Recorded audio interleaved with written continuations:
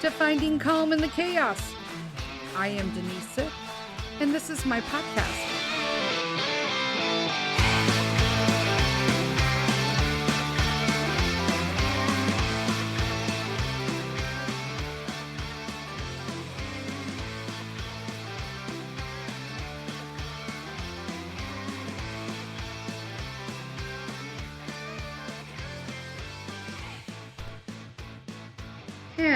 Hello. Welcome to Finding Calm in the Chaos. I am Denise, and I'm jumping in right now. Get a pen and paper, peeps, because we're talking about some very important stuff with respects to our food system. So we're talking, or I have been talking a lot this year about how we're going to kind of make this our best life, right? And, that we don't always, have the ability to choose happy. There's a lot of work that goes into choosing happy. I'm not a fan of people saying, just wake up happy. But a lot of it pertains to your environment as well. A clean house, getting things in order, finances, all of that. We talked little bits of that all through this new year in 2023. And one of the things is also how we feed our bodies, not just emotionally, not just spiritually, not just mentally, but physically, what we're feeding our bodies. And this is going to be a little technical. I'm going to try to put layman's terms as much as it is. A lot of times, layman's terms, I'll be honest with you, are scary as poop. Okay, because our food system is not okay in this country, in the United States, and uh, what we're going to talk about today is being able to go to the store and buying the most natural source of food that you could possibly get. Nothing in a box, nothing that's pre-made. I feel like the rule of thumb in a store, if you're trying to eat for your body and for your mind, is to stay away from the inside of the store and just shop the outside of the store. Okay, skip the bakery. Just letting you know. Just don't stop at the bakery. They tend to have, the fruits, the vegetables, the meats, and the grains kind of up against the ends and not in the middle. The middle is the fluff. It's all the stuff that, yeah, we can have, but it's artificially man-made, corporate produced garbage is what it is. And we have confused garbage with food in this country, specifically United States. And it's really taken a toll on us as human beings and as people. We are biologically, our body is looking for a fuel source, and we're providing it with chemicals and fake ingredients and additives. And in most cases, according to the rest of the world, poisons. Now, this is going to scare a lot of people, and I kind of feel like you need to be scared sometime. When I had my holistic nutrition business, a lot of people, are coming to me at their lowest of low. They tried everything, it's not working, so they're coming to me and they're ready for, clean food, vegetables, oils, all of that stuff, supplementation. They're desperate now, right? And that's good. It's good because you kind of have to hit the bottom to kind of come back up, right? So the bounce back is natural food. And what I mean by that is that I think that most people, when you're in the store, if you're looking to eat better, should pick foods that have 12 or less ingredients. If you pick up an orange, you're eating an orange. That's one ingredient. Okay. However, there are hidden ingredients in it. And that is a whole nother podcast, to be honest with you. But depending on how you bought it, whether it is a natural, like a regular orange, or it's an organic orange, means that you're going to be getting a few more pesticides and poisons on those non-organic fruits and vegetables.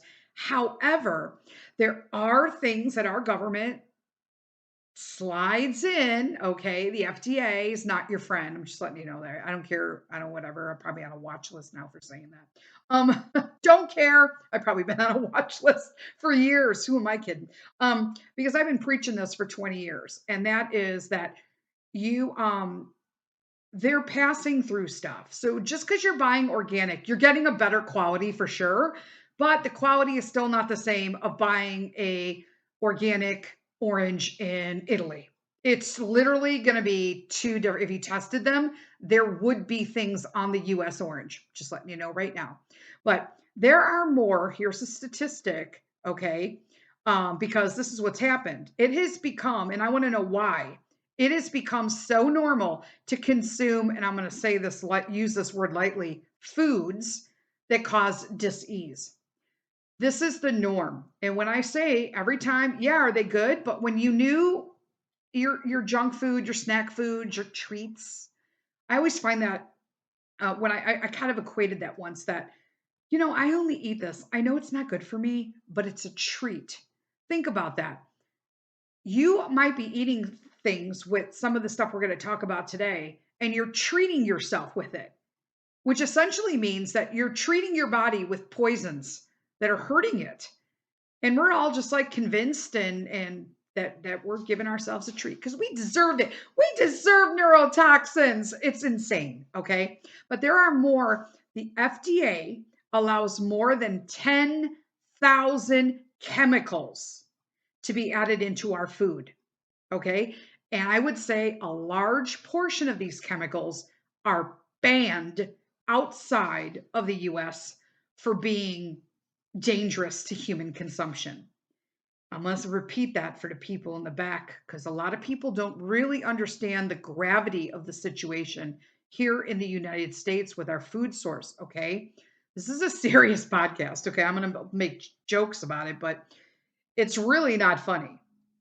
But the reality of it is that our government allows chemicals to be added to our food that are banned in other countries. You cannot sell them there. Or my favorite is it is the same food product, same corporation that makes it, but what they sell us is loaded with a bunch of poison, and what they sell abroad is clean, meaning they're making it without the questionable chemicals because the country demands that. Think about that. Why can't we have that product here? Why do you have to make two different kinds? Doesn't it cost more in the long run to make two different boxes because there's two different kinds of ingredients? But somehow here in the US, they are literally unloading all of these chemicals into our foods in our grocery stores. And we, as people, are wondering why we're getting sicker and sicker and sicker. And the kids are getting sicker and sicker and sicker. And people are getting autoimmune diseases on top of autoimmune diseases. I'm the poster child for that, Pete. Okay. I am the poster child for autoimmune. Why are kids allergic to everything 30 seconds out of the uterus? Just asking, right? It's because of the correlation between the chemicals in our food, right? We've trusted federal institutions have our best interest at heart. But I'm going to tell you, they failed us before, and they're certainly going to fail us in the future. Okay? All right? I'm just letting you know because seed oils, cigarettes, I'm sorry, not cigarettes so much anymore, vapes, e-cigs. Yeah, we're going to talk about that too. I'm rolling my eyes in case you can't see me. So I'm rolling my eyes right now with the vaping garbage.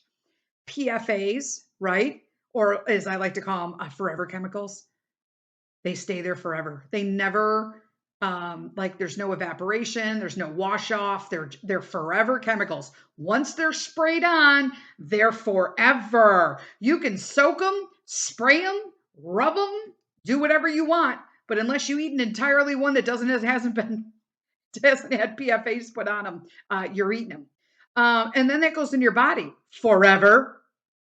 And it's a chemical, so your body doesn't recognize it. So what happens? It panics, and now it's just all over your bloodstream.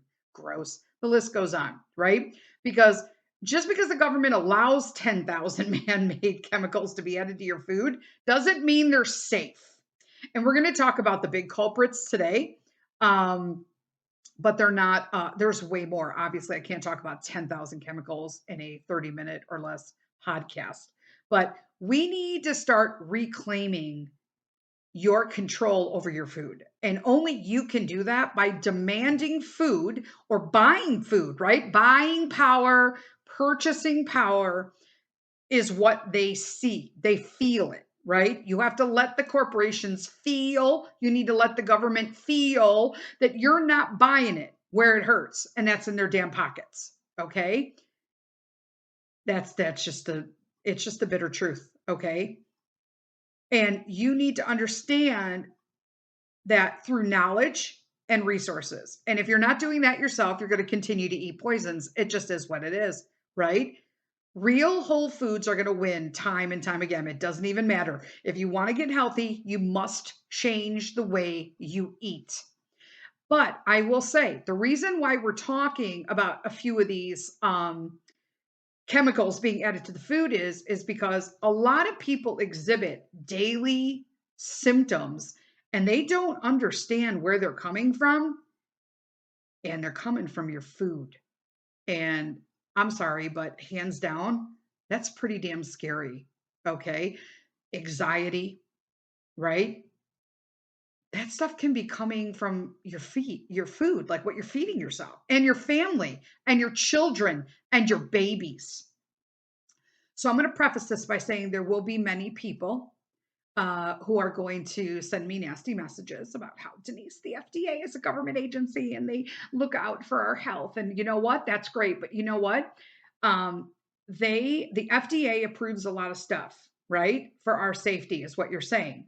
But let me explain something. If they care about what we're eating, okay, let me bring up a couple examples. I'm going to just bring up one because it's pretty monumental. Baby formula is not FDA approved. Wrap that around if you're into government approval and all that stuff.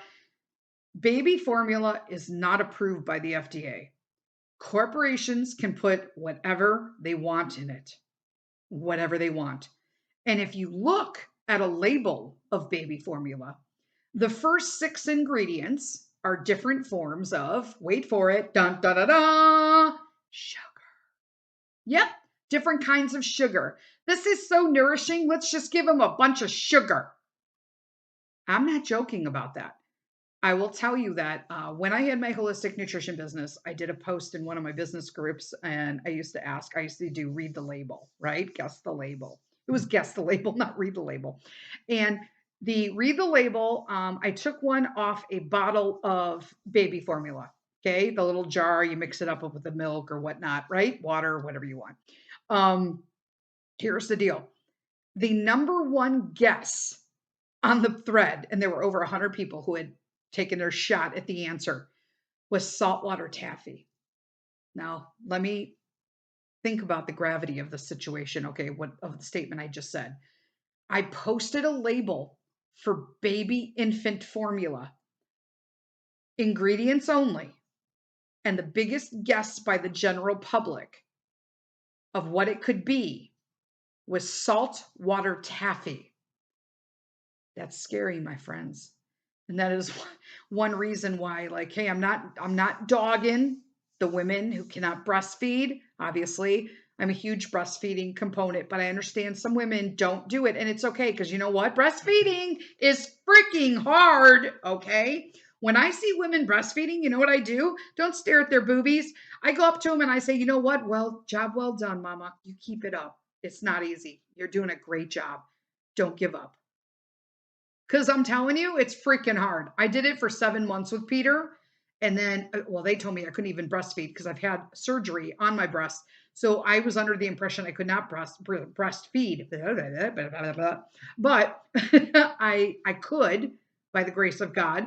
And I did for 7 months. And then I had to switch to basically it was a European brand because it's cleaner. How sad is that? I had to order a European brand of formula so I can get him the most he would. And then I switched him to raw milk. Oh my God. Everyone's like, ah, yep. I switched him to raw milk. And you know what? He's still alive and healthy, right? Okay. So there's that. Sorry. But let me tell you. So we are going to be talking about just a few of these today. The the chemicals that are added, just the big ones basically. But let me tell you, many of these are neurotoxic, obesogenic, endocrine disrupting, and carcinogenic. And in case you need to know what any of those means, don't worry about it. You can Google it, but know that carcinogenic means cancer causing. Okay. Now, being a cancer survivor myself from a terminal cancer, it is important that that people understand that I get this over to them. Food can indeed, if your body is prone to cancer cells, and let me explain this. People are just like, cancer doesn't run in my family. Everybody has cancer cells. A cancer cell is simply a abnormal or misformed cell within the body, and your immune system and your natural body defenses cannot fight them off. And usually they just kill them and it's done, right? Everybody has them, right? We're not like, the blueprint sometimes gets messed up and they just get rid of it and you're good to go, right? But in some people, okay, like myself, who had autoimmune and all this other stuff going on, high stress, high anxiety, bad, jobs, family, name it, right? Whatever has caused life, your daily struggle, is going to cause your immune system to reduce its effectiveness, which in turn can multiply the poor cells, right? The abnormal cells, the cancer cells growth, and in turn then cause a cancer diagnosis. It's not like you're doing it to yourself on purpose. I didn't give myself cancer. My body just was unequipped to get it. It is what it is. I don't hate, I don't blame anybody. I don't do whatever. I just, it is what it is. It's just a natural cell deformation. And it's unfortunate because it can take over the body quite quickly if it's not caught. So we're not talking about cancer today. Well, we will be, but I'm just saying. We're going to keep it going. So if you stick to real whole foods, preferably organic, if you can, if you cannot, you can wash, but if they're being sprayed with PFAs, it doesn't matter because they're there forever. And then you eat them and they're in your body forever. Mind you, we can't eliminate this all 100% unless you're literally living off your own homestead, which some people do, right? I mean, I'm growing stuff in our garden this year to make sure that the stuff that I'm eating all the time is clean, right? Or at least just with my dog's pee on it. Gross, but it is what it is. To keep all of your systems of your body happy and healthy, that's what you got to do. Stick to real whole foods. Now, there is a list, and these are the red flaggers, okay? We're going to come back after the break, and talk about the red flag. I have I think there's 8 or 9 of them here. And go through, it's going to be quick. I'm not going to get too technical, but just enough so that you can do your own research. So let's just sweep out really quick to break from our sponsor, and we'll be right back.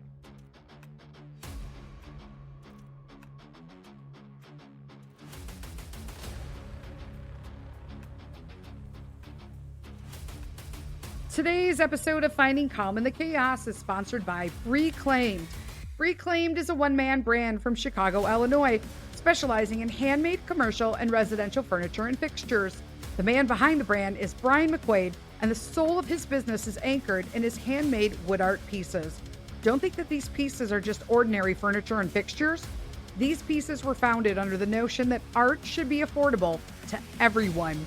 Each piece is custom designed and crafted with everything he's got, which means you're not getting a plain big box item made in mass, but a personalized, meaningful work of art that will bring compliments from whoever sees your Reclaimed piece and joy with you seeing and using your piece daily.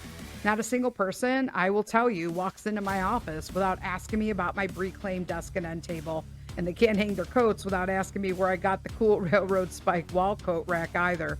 Brian's talents go far beyond desk tables and coat racks. Personalized hearts, jewelry boxes, flags, special occasions. It's art, folks, so the possibilities are pretty much endless. You don't have to take my word for it. You can check out the beautiful art of Reclaimed at www.reclaimedchicago.etsy.com. Again, that's www.reclaimedchicago.etsy.com. Or check out and follow them on Instagram at Reclaimed, BRECLAIMED.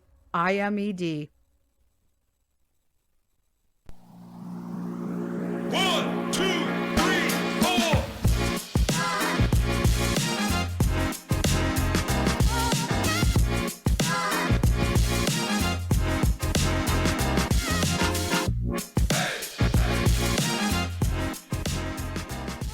Hello, hello, hello. We're back from the break. All right, we're talking about how to get control of our food again, okay? Because it's really become very normal to consume foods that are literally causing us dis-ease in our body, and very serious dis-ease at that. So, the first thing we're going to talk about is everyone keeps asking me about PFAs, so I'm gonna talk about it. So, um, PFAs are, oh God, I'm not even going to say this because it's like, how do I pronounce this, right? So PFAs are perfluorooctanoic acids, right? Those are PFOAs. And then there's PFOs, which are perfluorooctane sulfonic acids, right? Um, and they're basically like, I can't believe I said like. They're basically like, I'm sorry. Um, they are chemicals, examples of PFA chemicals that are being added to food for other reasons, like preservative or taste or for whatever reason, okay, to extend shelf lives, all of that garbage, right? But they're not things that are naturally being brought from the thing. Now, from the nature. So, like acrylamide, arsenic, benzene, BP3, BPA, cadmium. There's a whole list of them, guys. Okay, but PFAs, the U.S. Centers, the CDC, U.S. Centers for Disease Control and Prevention, right? This is not like it's a hidden thing, okay? They outline themselves that there are a host of health effects associated with PFA exposure. And those include, okay, from top to bottom, cancer, liver damage, decreased fertility, increased risk of asthma and thyroid disease. Now, why did I start with PFAs? Because I'm going to explain to you.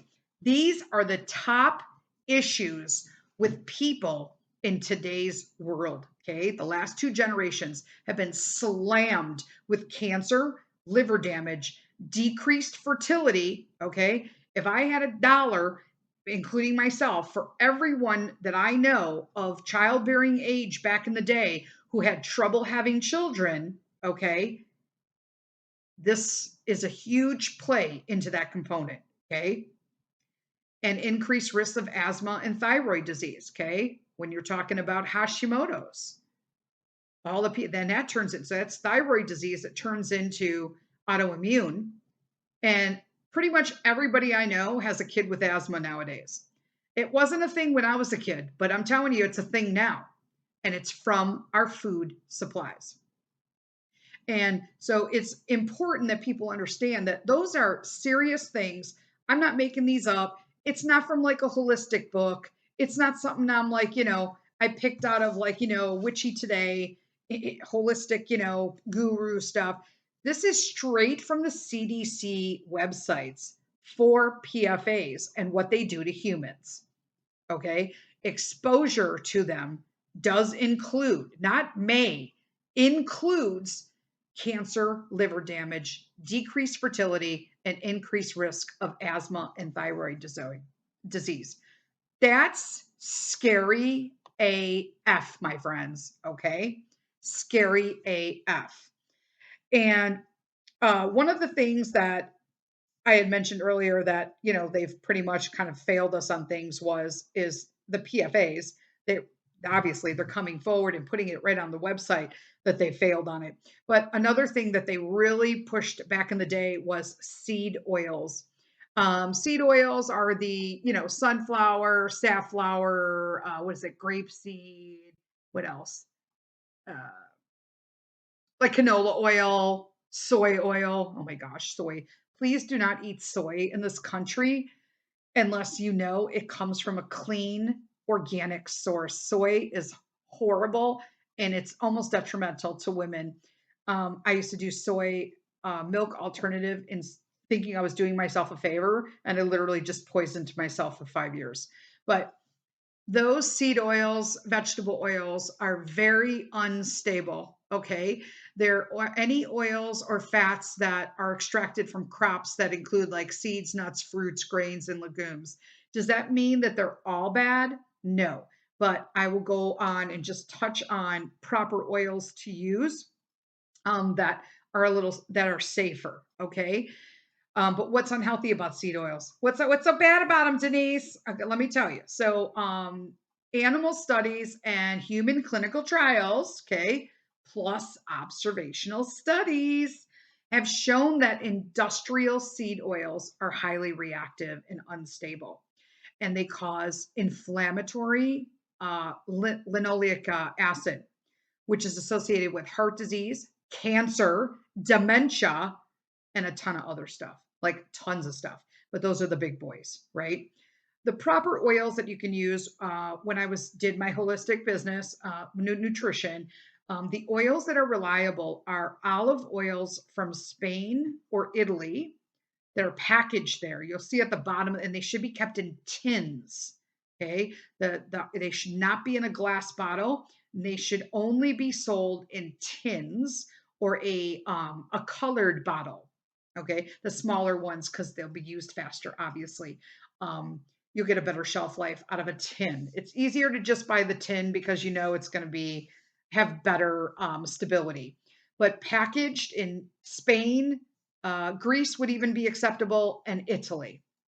And then I use avocado oil or bacon grease. But we're going to talk about bacon. Not all bacon is created equal. We'll talk about that.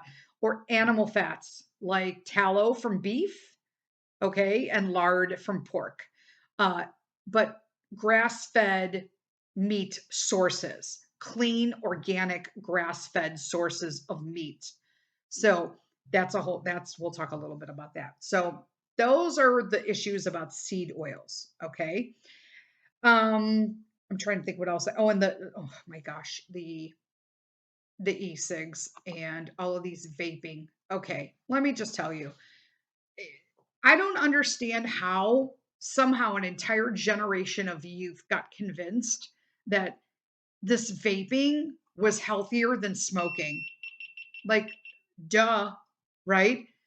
But there's a lot of emerging data that suggests that this vaping has links to chronic lung disease and asthma, as well as associations between like dual use of e-cigarettes and smoking with cardiovascular disease. I can't even talk today. But this is huge because like there are some people I was reading and I'm like, wait, some people are smoking and vaping? What the heck? But you're exposing yourself to all kinds of chemicals that they don't even yet understand. And they're probably not safe if you go by the history of the smoking industry. You know what I'm saying? But there are 5 big dangers of vaping right now. Asthma, because it could make you more likely to get asthma and other lung conditions, lung scarring, which long term can lead to COPD, which is a pulmonary disorder, right? Organ damage, because we don't need our organs. Come on, right? And then they actually have put a new it's called E-Valley. Yeah, I think it's E-Valley. I think it's pronounced E-Valley, but it's all capital letters, right? E-cigarette vaping product use, okay?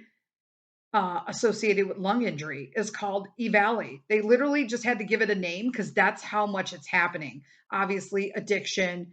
Um, it's just the secondhand exposure to this is not okay. All right, secondhand, even, and we already know from cigarettes that secondhand exposure to vaping, which is all chemicals, is literally secondhand smoke was always more dangerous, right? We already knew that. So all of people like myself who grew up in the 70s and 80s whose parents smoked all around him, uh, that was actually worse for us than it was for them, the secondhand exposure. And because there isn't enough dangers with vaping, explosions. I can't even, like, I don't even want that stuff, like, if I have people visiting, like vape outside. But and don't leave that shit in my house. Just saying. Don't want that stuff. I don't need stuff like blowing up. But so here are the food additives to avoid. I'm probably going to run late again, as usual, but this is important stuff. So these are some of the top out of 10,000 plus chemicals that the FDA approves and puts in our food. These are the big boys that are the problem. Okay. The first one is potassium bromate. It can definitely is a lung irritant.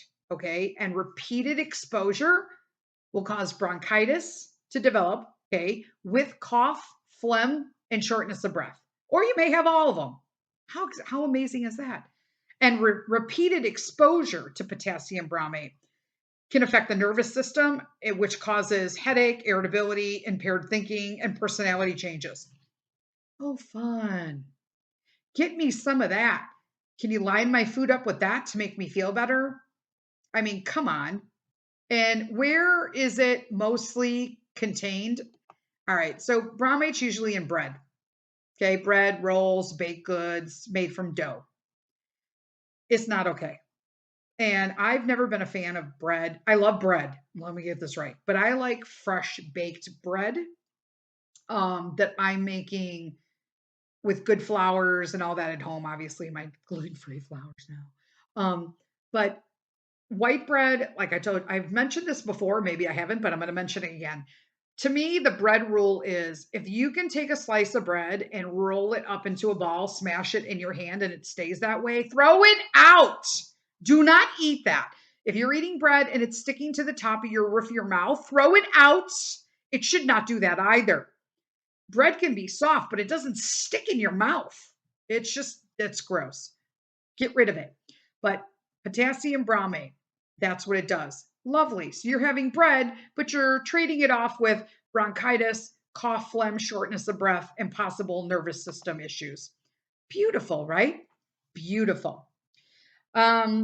Next one, nitrates and nitrites. Okay, so they're both really shitty, just letting you know now.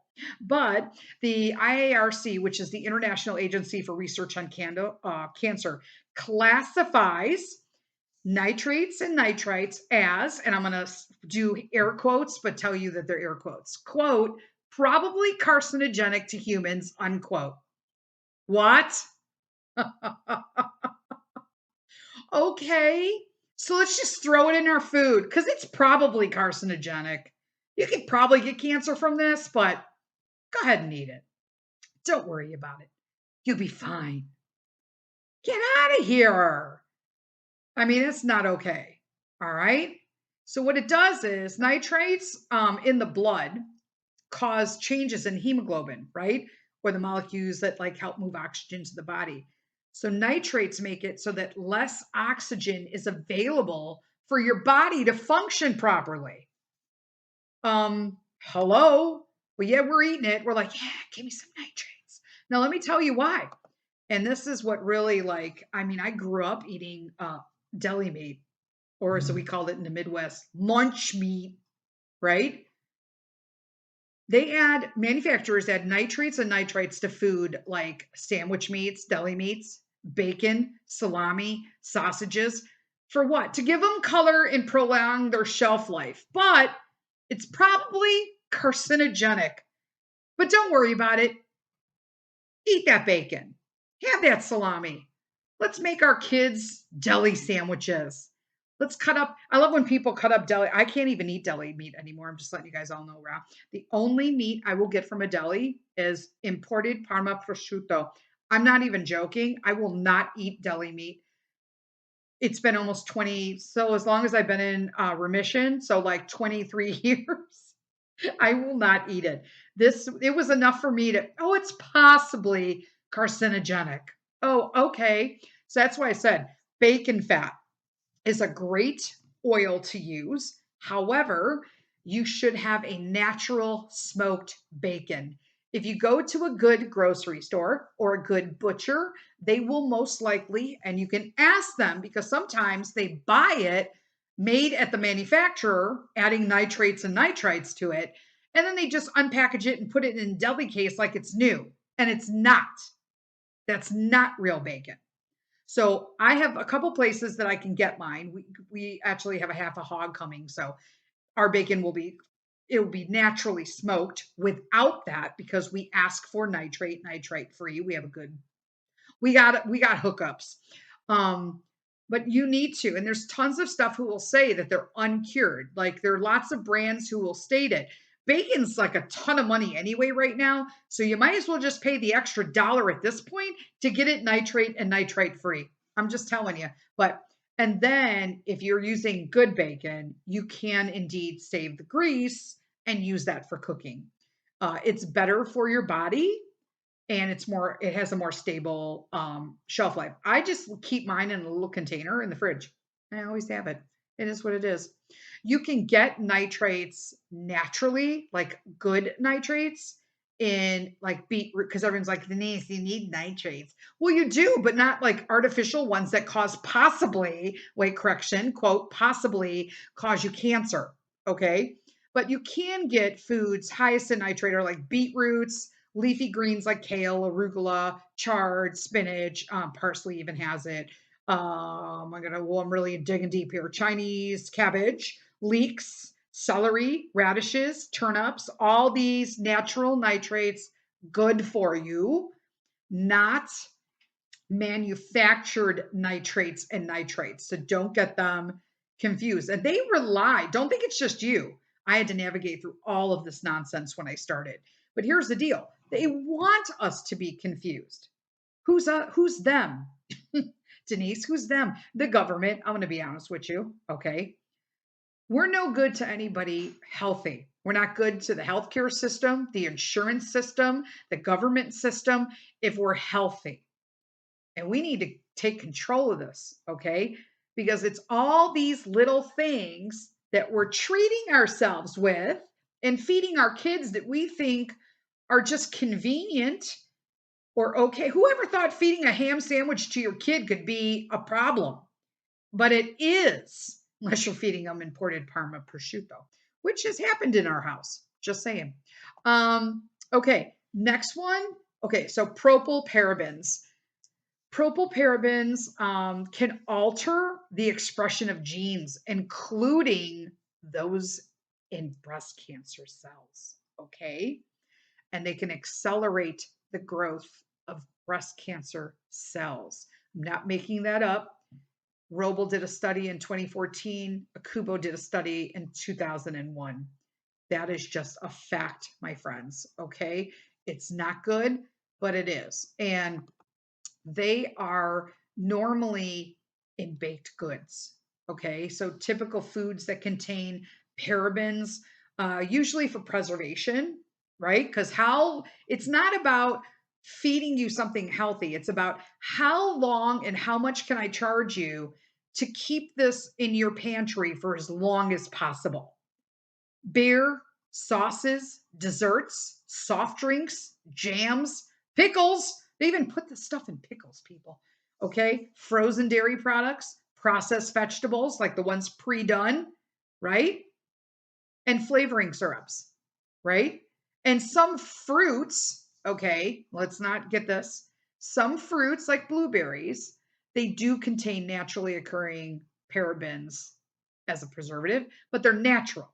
Okay, that's different. We're talking about again, all of the whole point of this is that we're talking about manufactured chemicals that are added to the food, not ones or things containing naturally in the earth or in the environment or in the food itself. Okay. But all of those things, parabens, huge issue. But the biggest culprit of this is going to be your baked goods and your beer. Um, it's a lot. It's a lot. And if you're buying frozen veggies and stuff like that, they're chock filled with these. Not okay. But yet here they are. But just think, they literally alter the expression of genes, including those in breast cancer cells. That's a problem because there's been a huge rise in breast cancer. Why? We can't even as women have like a freaking cupcake. I'm just saying. Because all of it is literally poisoned with this nonsense so that they can keep shit on the shelf for longer or make it additives so that it's basically addictive. So we keep eating them. We're going to talk about that in a little bit. So the next one is it seems easy enough, but food colorings, right? Food coloring, no big deal. We used to color all sorts of stuff, color eggs, right? Yeah, I don't do any food colorings anymore. Once in a while, I'll do food coloring like my gummies, my CBD gummies. I don't know why the ones with the large amount of CBD that I need are not in a natural organic flavoring, but it is an easy trade-off for me because obviously I'm not eating 6,000 tons of it. It's just a tiny little bit, but I have to go with it, right? But there's okay, so here's the thing. A lot of people will tell you that there isn't a lot of conclusive evidence that food dyes are dangerous for most people. Okay, but listen to that statement. They'll literally tell you that there's no conclusive evidence that food dyes are dangerous for most people. However, I will tell you in my business, and I would say talk to about 5 of your friends with kids and ask them if their kids have hyperactivity, allergic reactions in children. Dyes, especially 2 of them that we're going to talk about today, have profound impacts on children. Okay. Allergic reactions in people, it can. I know a lot of adults who are allergic to the dyes, but 2 of them are super hypersensitive to, it seems, a large majority of people.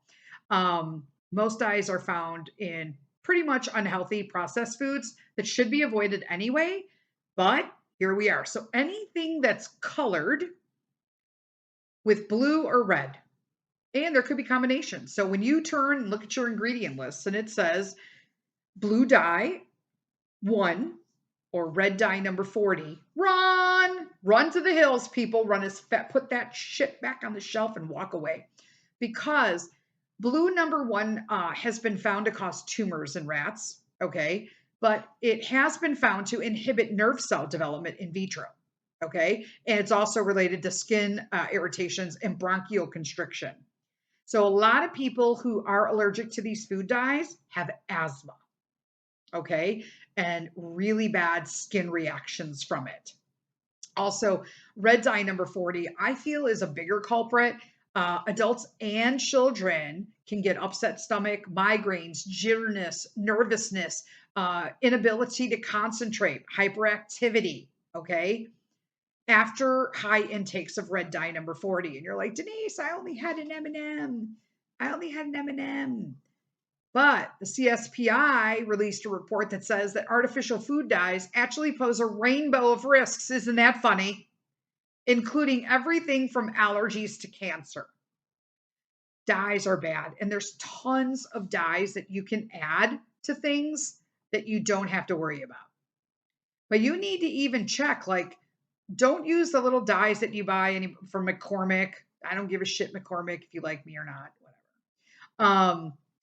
They're really bad. And they do stay in your system for quite some time. So it could be really bad. So let's say 24 to 48 hours. So if you have a kid who can't have it, and they accidentally, or you're seeing this reaction from them, it takes 24 to 48 hours to be excreted, typically from the body. And that could be a miserable 2 days, right? I'm just saying, it's a long 2 days when you're having that kind of reaction. Just stay away from the dyes. They really cause more harm than they're even worth it. There's nothing wrong with the natural color of food. And if you don't like the color of it, it's junk food anyway, so put it back. Don't eat that shit. Don't eat it. Stop it. All right, the next one we're going to do is titanium dioxide. I have issues with this. Is one that is a sensitive one for me. Okay, so the IARC, again, in case you are slow to the punch here, it's the International Agency for the Research on Cancer, has classified titanium dioxide as, quote, possibly carcinogenic to humans. Here we go again. It's like just enough to cover their asses legally, based on studies that show lung tumors in rats associated with breathing in titanium dioxide. Oh, yummy. Thanks for putting this shit on my food. But okay, now this is the one that's really gross. And this is why I'm like, yep, nope, not eating this shit. So Titanium dioxide, where sometimes it's referred to as TiO2, okay? And sometimes it's referred to as E171, okay? So it's inorganic. It's a solid substance that's used in a wide range of like goods, clean cosmetics. Now I'm gonna say these.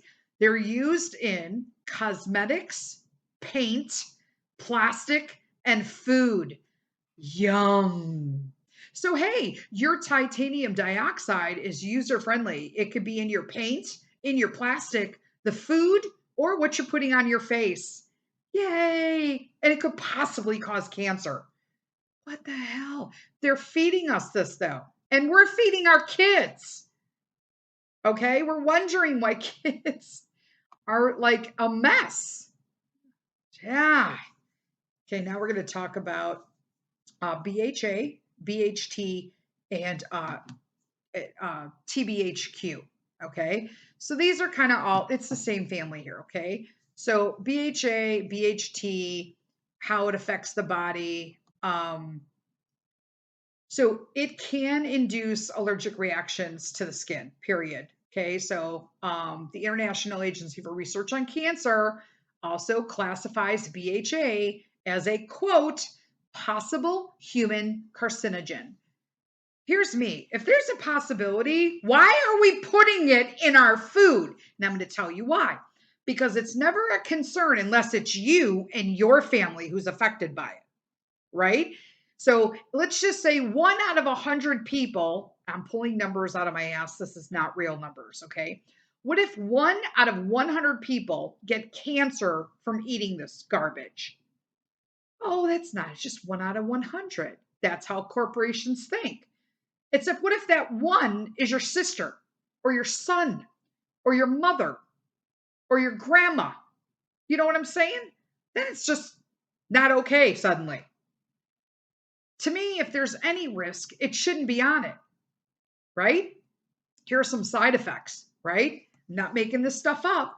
National Library of Medicine, NLM, they have cases of vision disturbances when humans have consumed TBHQ. They've also found that it causes liver enlargement, neurotoxic effects, convulsions, and paralysis in lab animals. Oh, well, shit, I can't wait to eat some. Like, line it up. What? What? Now, here's the really scary part of BHA. So, the negative impact that BHA can have, okay, is normally, this is because all that other stuff isn't enough, but this makes a lot of sense when you understand the fertility issues happening in this country over the last 2 decades, okay? When observed on the reproduction function, it has caused delayed sexual maturation, right? It has shortened the estrous cycle, lowered the mating rate, slower the sperm motility, and smaller sperm size. I mean, this is actually now turning into a bigger issue, right? Because we're going to feed our kids with all of this stuff with it in it, and then wondering why there are fertility issues in the future. And if you're not somebody who has been directly affected by fertility issues, number one, sit down and say a prayer and thank God, because it is a huge issue right now in this country. Fertility issues. I'm not saying everybody has them, but it is very predominant. Okay. BHT is also an endocrine disruptor. It impacts testosterone levels as well as the sperm quality, right? Another reason why it's not good for you is because it actually, like we had talked earlier, it causes enlargements in the liver, inflammatory effects in the lungs, renal dysfunction, and decreased potassium levels. We need potassium, people. We need it in specific levels, right, to run our hearts. But it's just bad news. So BHA, BHT, and TBHQ supposed to provide, prevent food spoilage. I'm sorry, but I would like to know when my food spoils so that I don't eat it. I don't want it have chemicals in it that cause all these things, including reproduction issues. Okay. And then just because I don't want it to spoil. No, food spoils. In its very essence, food is biological and it can in turn spoil. It's okay. Plants are supposed to spoil. All right, sorry. I'm sorry this ran on today, but this is important stuff, you guys.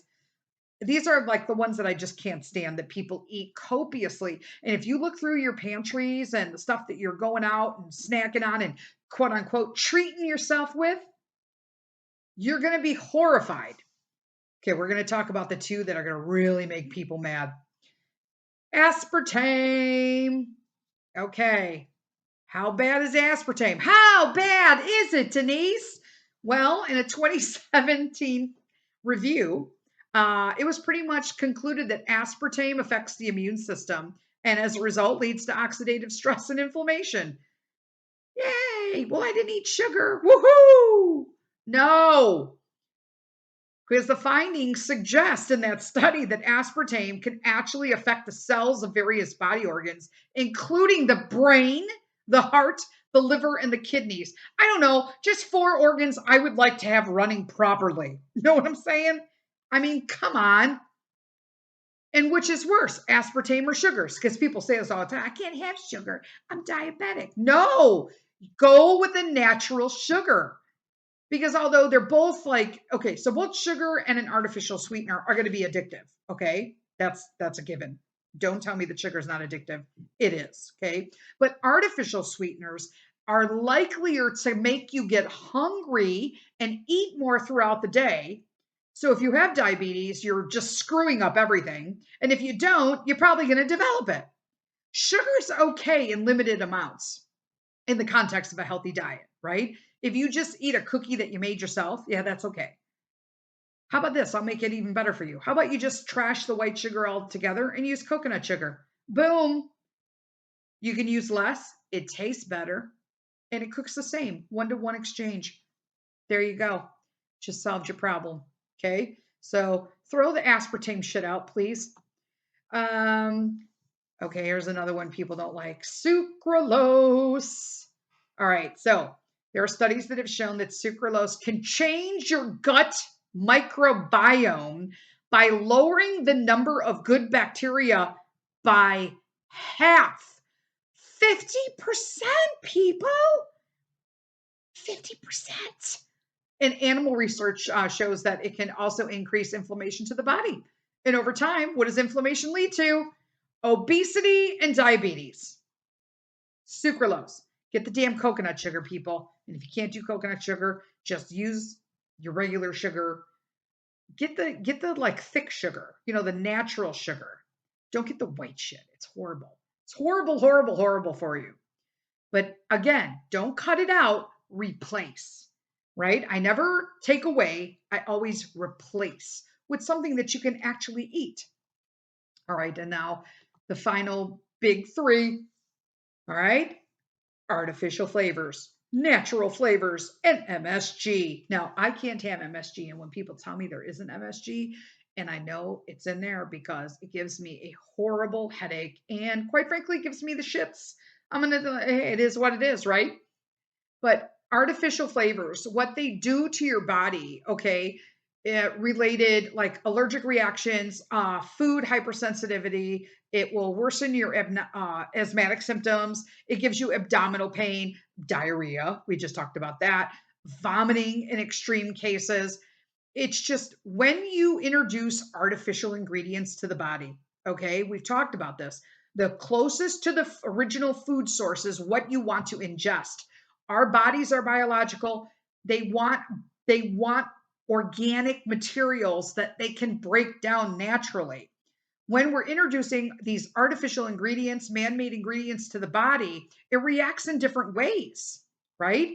So especially with MSG, okay, inflammation, joint pain, okay. So like think all of a sudden like your like knees hurt, your elbows hurt, your back's hurting, your hips are hurting.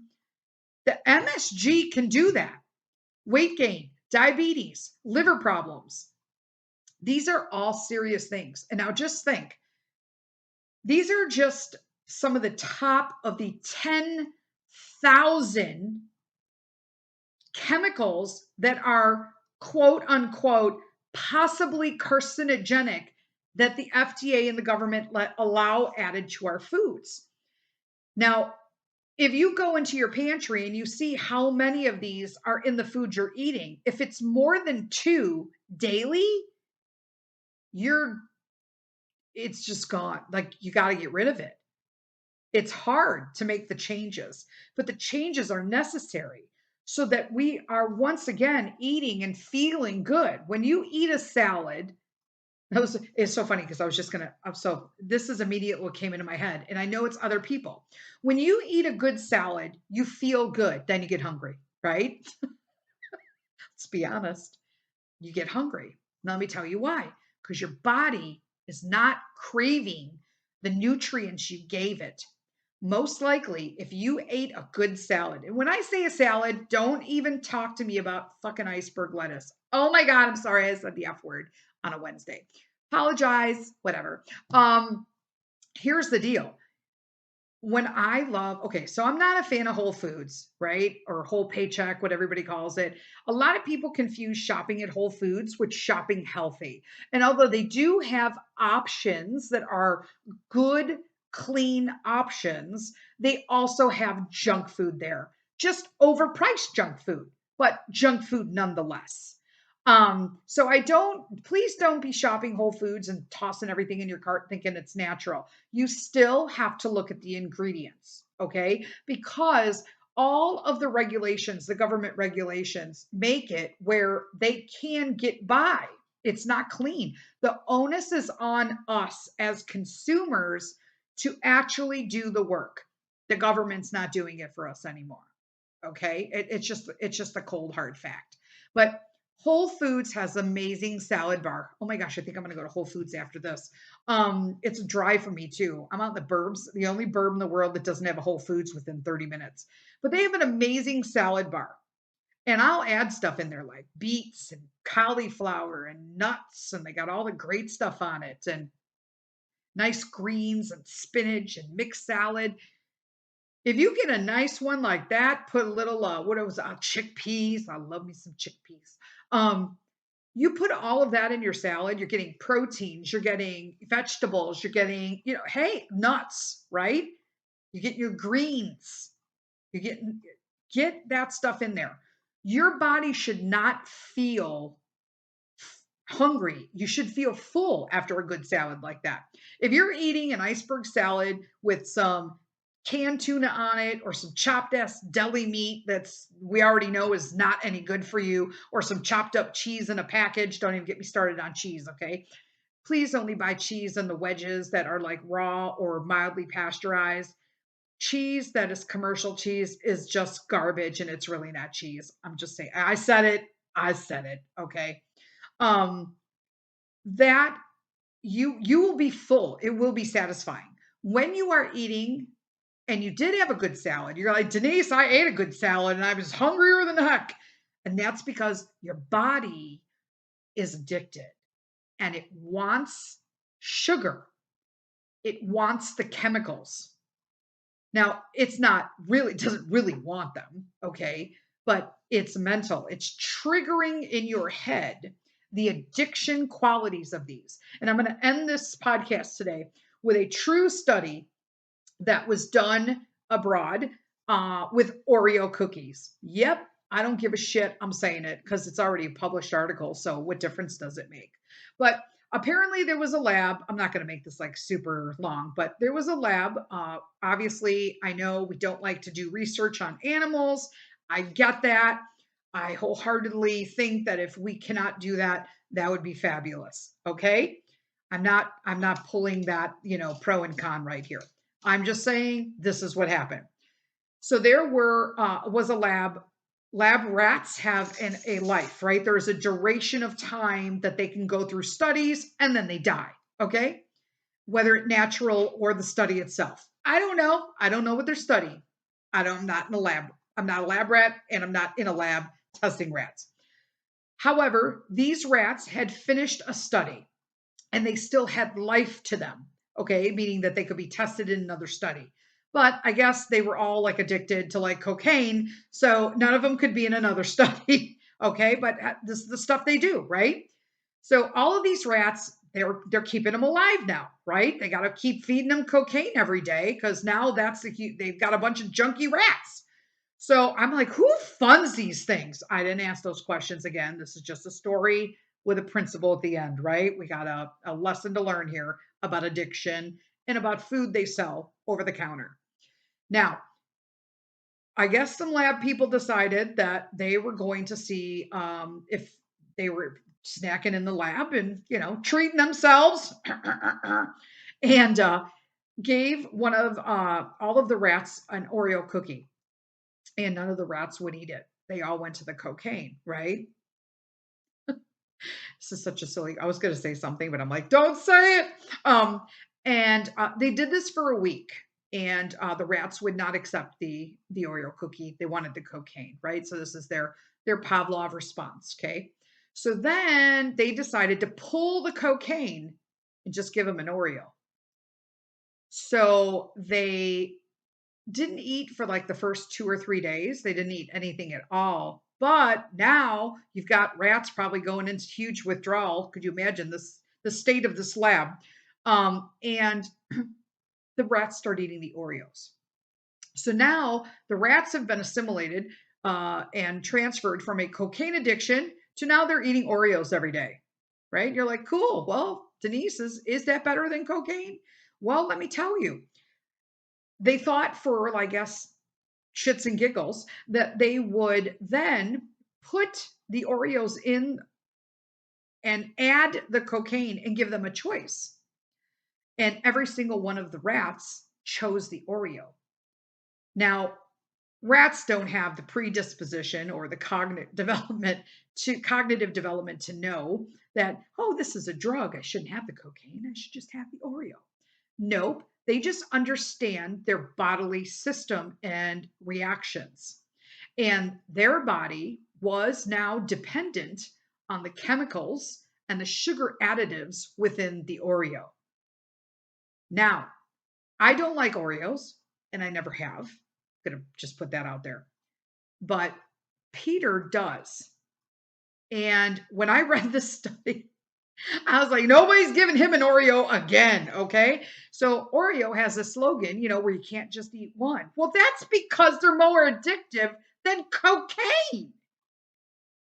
And just think now, next time you take an Oreo, right? You've got a whole pack you get, then you wind up getting the whole thing, and then next thing you know, you're ripping the whole top open and going at it. That literally lab rats chose Oreos over cocaine, an addictive drug.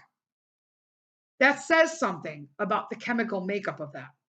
I'm going to leave you guys with that. So pull them damn Oreos out of your pantry. Don't eat them. Throw them the hell out and go make a nice cookie for your kids at home so you know what the hell's going in them. All right. Okay. I appreciate you guys listening to me today and going through all of this. Head on over to YouTube, the Finding Calm in the Chaos page, and make sure you're subscribing to the channel. Got some new videos going up. One went up last week. I got another one coming up. I'm going to do just little shorts right now. Not too long. Do some reviews of my favorite things. Press that like button. Smash the bell. Get notifications. I don't even know if I say that right. But anyway, I will talk to you next week. Until then, lead with kindness.